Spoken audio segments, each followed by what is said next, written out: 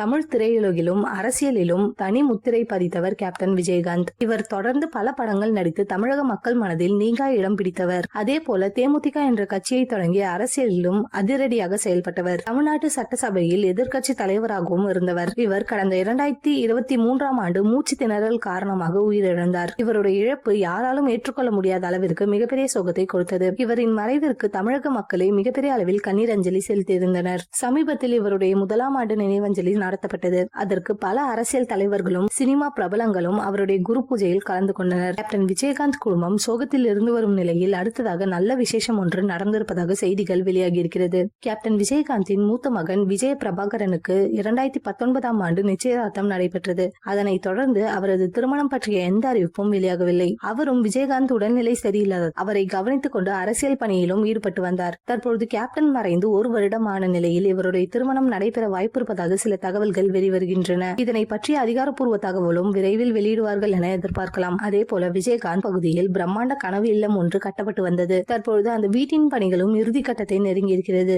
இதனால் இந்த வீட்டு கிரக பிரவேசமும் விரைவில் நடைபெறும் என எதிர்பார்க்கப்படுகிறது. அடுத்தடுத்து கேப்டன் வீட்டில் 2 பிரம்மாண்ட நிகழ்ச்சிகள் நடைபெற இருக்கிறது. பல முக்கிய தலைவர்கள் மற்றும் பிரபலங்கள் கலந்து கொள்ள வாய்ப்பிருக்கிறது. கேப்டன் விஜயகாந்த் மீது மிகுந்த அன்பும் மரியாதையும் கொண்டவர் தளபதி விஜய். கேப்டன் நினைவஞ்சலிக்கு அவர் கலந்து கொள்ள அனுமதி கொடுக்கப்படவில்லை. அவைக்க நிர்வாகிகள் மட்டுமே கலந்து கொண்டிருந்தனர். இதனால் இந்த வீட்டு விசேஷங்களில் விஜய் கண்டிப்பாக கலந்து கொள்ள வாய்ப்பிருக்கலாம்.